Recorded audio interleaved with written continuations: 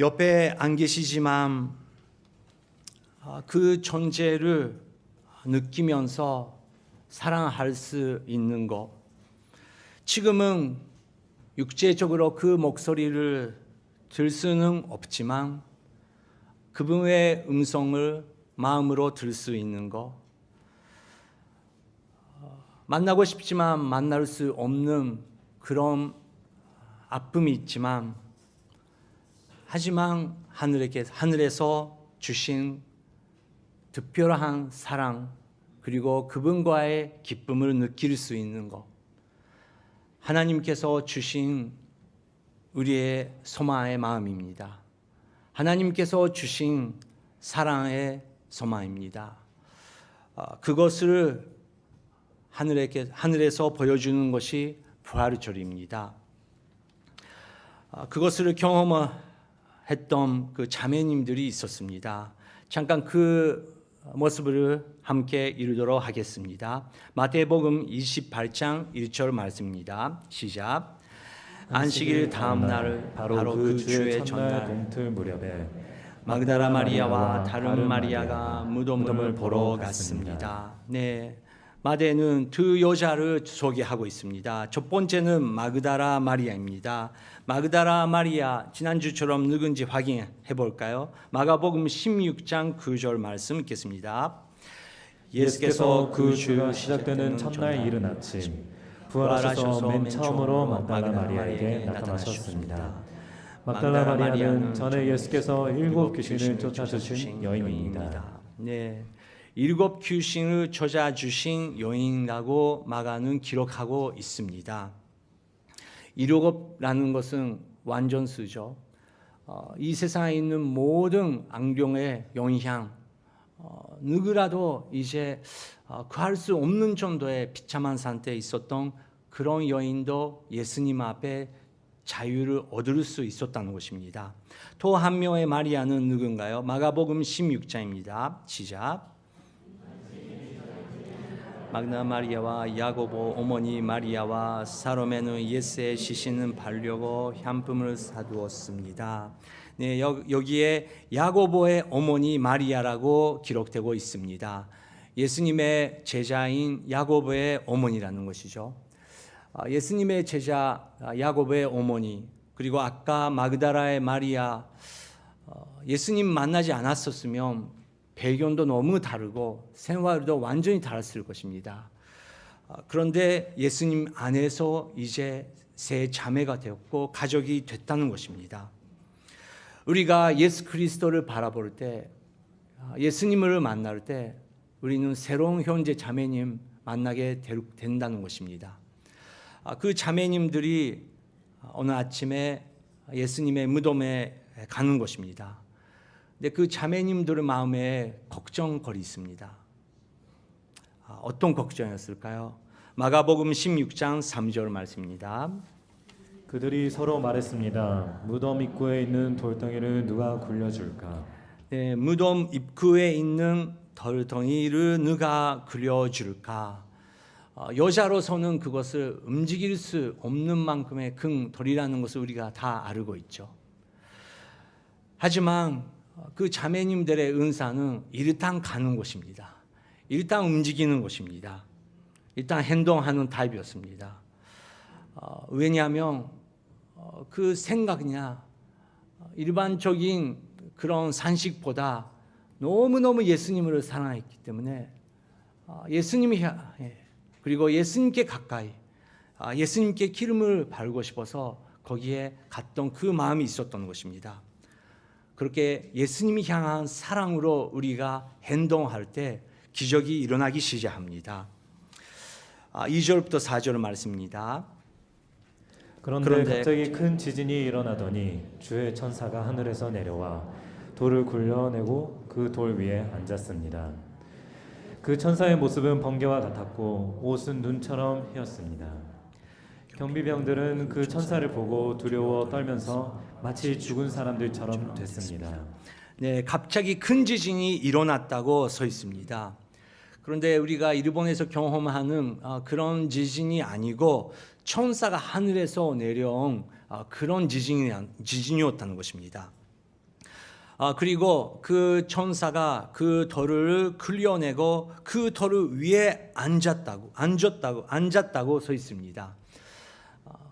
작년에도 제가 말했겠지만 저는 이 장면이 너무 좋아합니다. 시간이 있으면 제가 그림을 그리고 싶은 장면이 이것입니다. 무덤의 돌, 소망 없는 절망적인 그 현장에서 아무나 움직일 수 없는 그런 돌을 하늘에서 옮겨주시고 피우는 것처럼 그 돌 위에 앉아 계신 그런 천사의 모습 얼마나 멋진지요. 그 돌 위에 앉았다고 합니다. 그 천사의 모습을 번개와 같았고 옷은 눈처럼 휘었습니다. 거기에 경비병들, 군사들이 있었는데 그 천사를 보고 두려워서 돌면서 마치 죽은 사람처럼 돼버렸다고 써 있습니다. 다니엘도 그 천사를 보면서 죽은 사람처럼 됐다고 써 있는데 여러분 우리가 천사를 볼 수 없는 게 얼마나 감사한지요. 하나님의 임재를 육의 눈으로 볼 수 없는 게 얼마나 감사한지요. 우리는 들을 수도 없고 볼 수 없는 엄청난 신비스러운 순간순간 기적 안에서 살고 있다는 것을 우리는 깨달아야 합니다. 경비병들조차 그렇게 죽은 사람처럼 돼버렸는데 그 천사가 여인들에게 메시지를 전했습니다. 하늘의 메시지입니다. 5절부터 7절 읽겠습니다. 그 천사가 여자들에게 말했습니다. 두려워하지 말라. 너희가 십자가에 못 박히신 예수를 찾고 있는 것을 안다. 예수께서는 여기 계시지 않고 말씀하신 대로 살아나셨다. 여기 와서 예수께서 누워 계셨던 자리를 보라. 그리고 빨리 가서 그분의 제자들에게 예수께서 죽은 사람 가운데서 살아나셨고 너희보다 먼저 갈릴리로 가시니 그곳에서 너희가 예수를 보게 될 것이다 라고 말하라. 자, 이것이 내가 너희에게 전하는 말이다. 네. 자, 이것이 내가 너희에게 전하는 말이다. 하늘의 메시지가 전달됐다는 것입니다. 하늘의 메시지. 하나님께서 여인들에게 전했던 그 메시지는 당연히 오늘 아침도 우리 한 사람 한 사람에게 필요한 하늘의 메시지인 줄 믿습니다. 첫 번째 천사는 뭐라고 했을까요? 5절을 다시 한번 보여주시기 바랍니다. 첫 번째, 두려워하지 마라. 그렇게 선포했습니다. 우리 마음에 항상 있는 마음은 두려움입니다. 불안한 마음입니다. 정말 지금까지 하나님께서 엄청난 은혜를 쏟아내주시고 인도해 주셨는데 눈을 떠서 생각하기 시작하면 우리는 항상 내가 부족하고 항상 다른 사람 부족하고 안 되는 세계, 불완벽한 세계에 살고 있는 그 현실을 보면서 마음이 낙심할 때가 있다는 것입니다.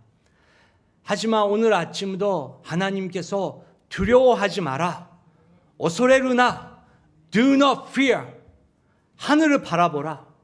그렇게 오늘도 우리에게 말씀하고 계십니다.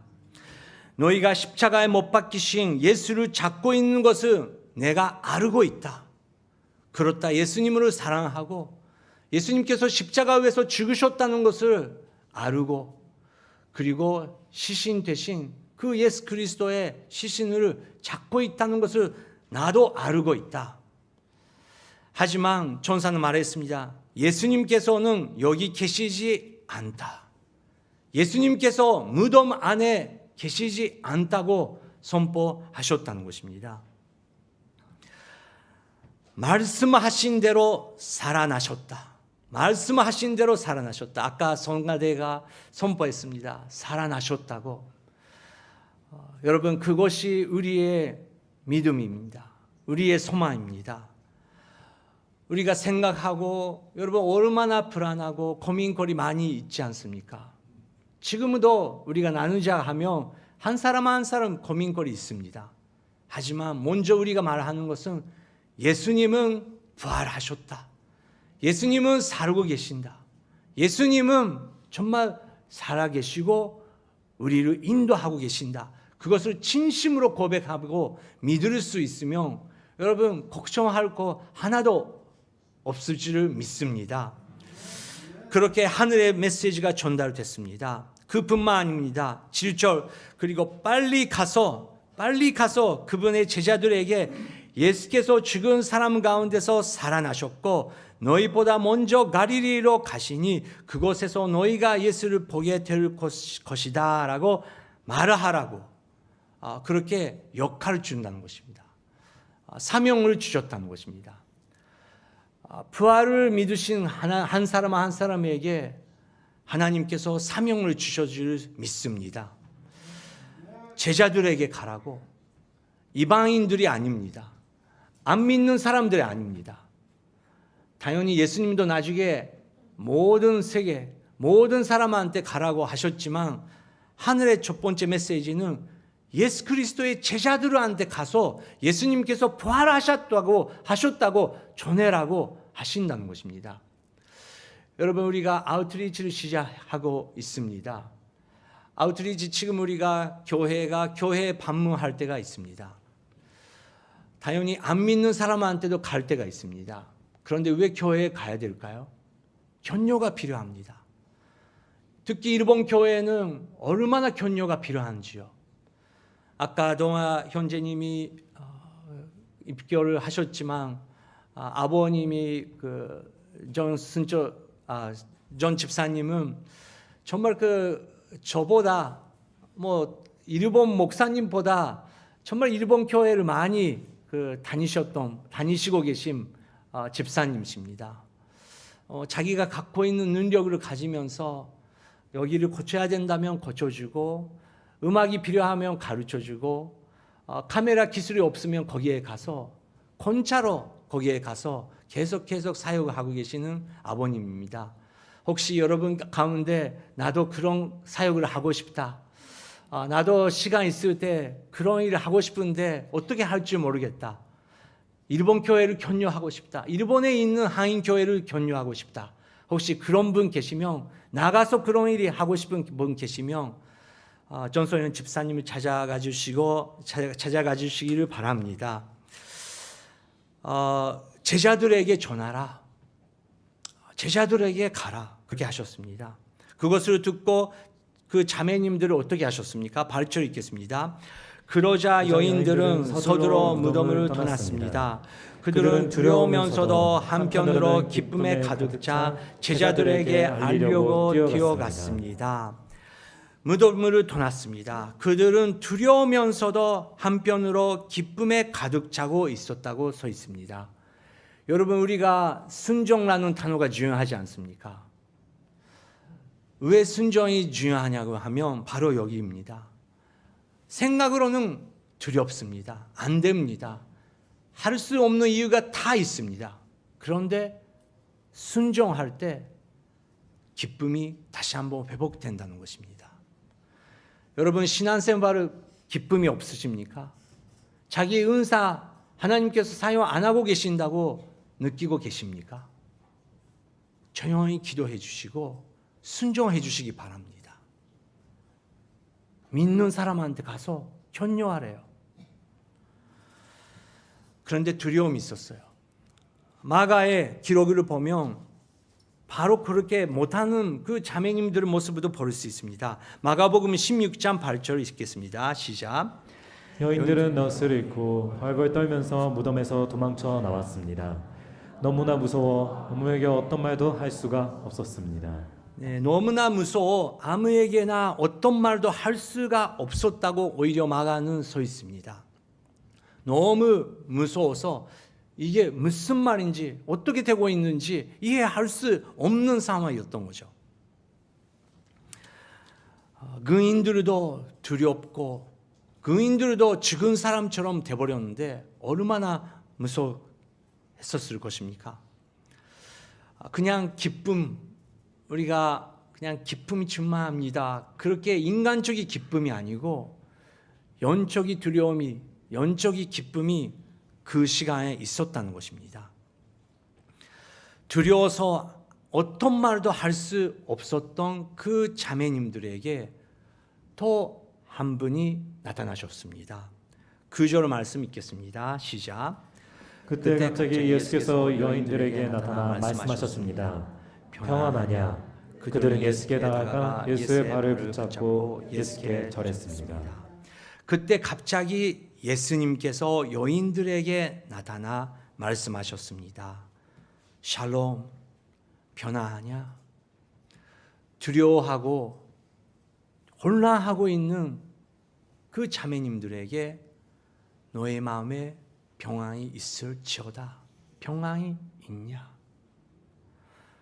오늘 아침 낙심하고 있는 분들도 계시고, 그거야말로 정말 사랑하신 분을 하늘에 보내사 인간적으로 슬픈 마음 가득 차고 계신 분들도 계실 것입니다.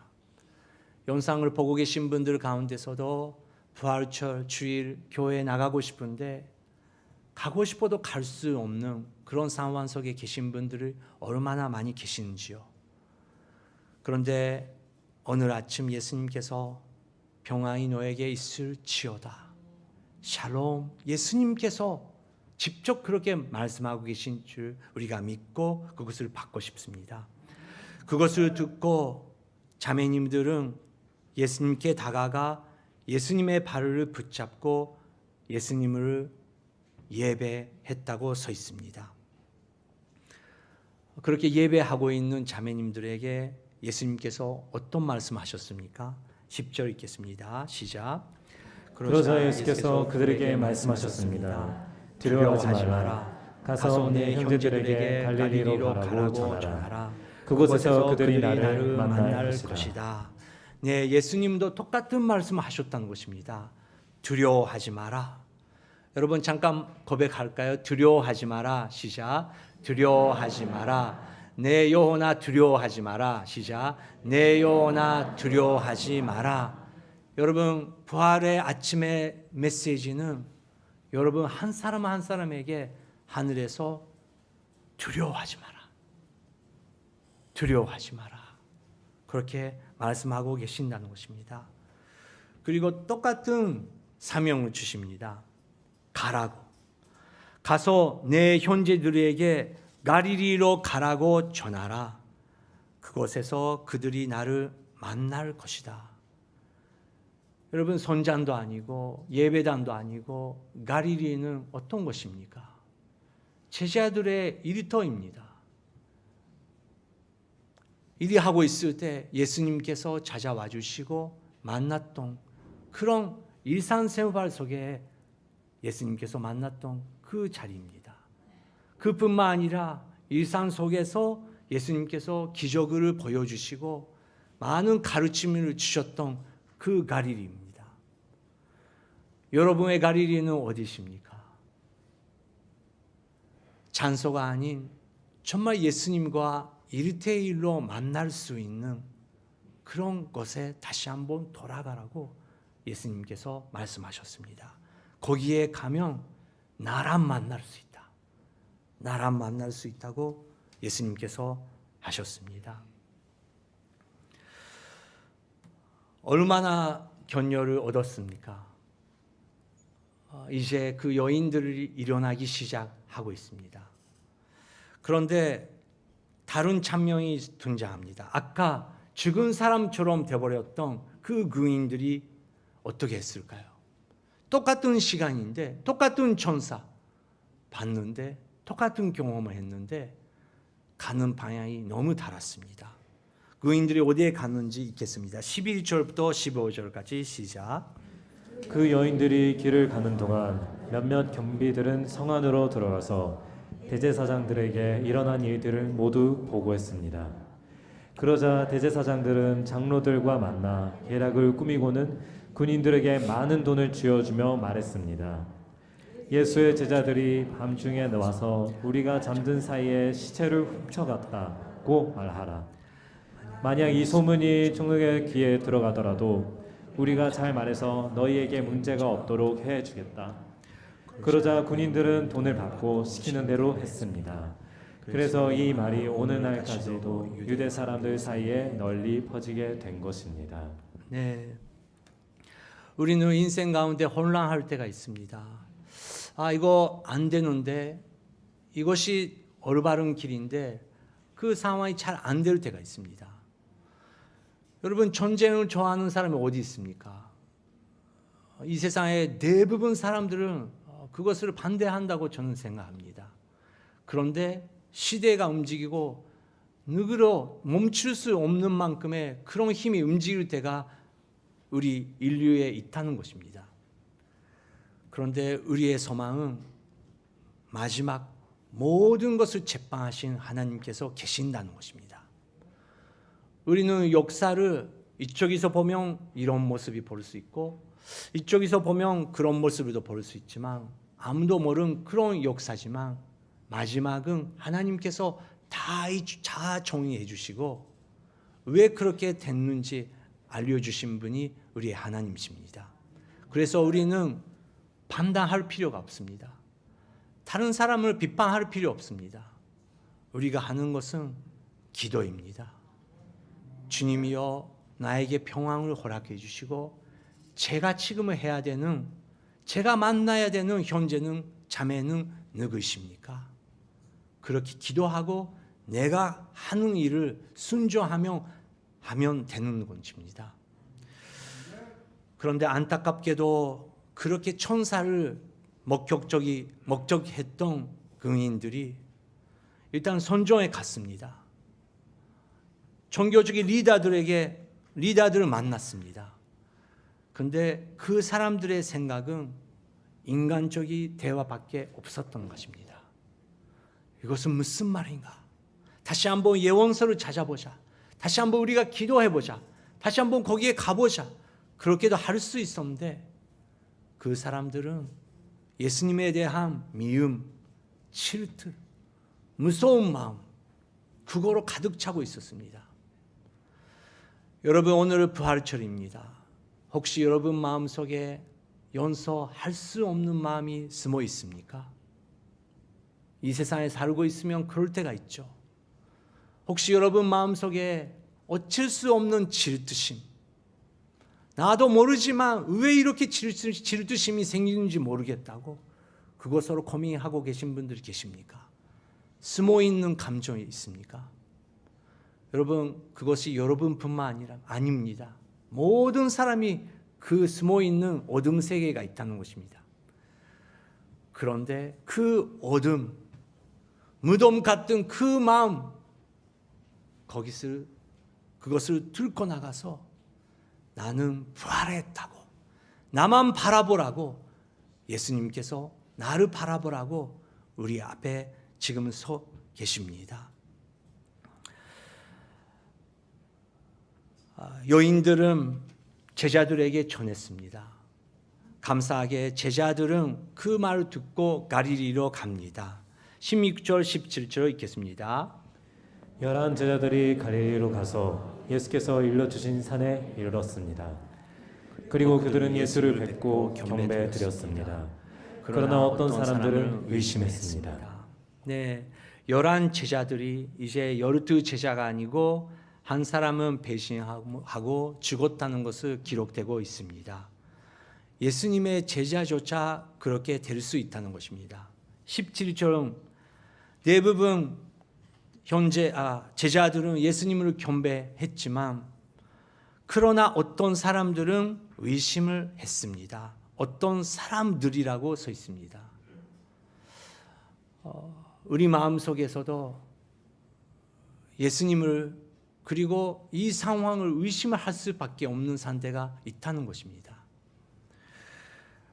그렇지만 예수님은 우리에게 계속 두려워하지 말라고, 나를 믿으라고, 너를 위해서, 너의 죄 위해서, 너의 배신 위해서, 너가 갖고 있는 그 어둠 세계에 위해서 내가 십자가 위에서 돌아갔고 부활했다, 이 기적을 믿으라고 예수님께서 말씀하고 계십니다.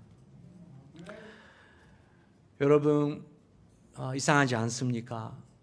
12 제자들 가운데서도 이런 일이 있었다는데 그래도 2000년 지났습니다. 불심, 의심, 그런 말도 있었지만 지금도 있지만 2000년 지나가면서 여러분 일본 0.2%밖에 예수님을 믿지 않은 그런 인구이지만 여러분 만나주시기 바랍니다. 얼마나 아름다운 신앙을 갖고 계신지, 이 세상에서 이 일본 사회에서 왜 그런 믿음을 지킬 수 있는지. 어떤 교회는 15명, 10명밖에 없는 교회인데 숫자가 아니지만 얼마나 다이아몬드처럼 거룩한 마음으로 예배 드리고 있는 분들이 계시는지.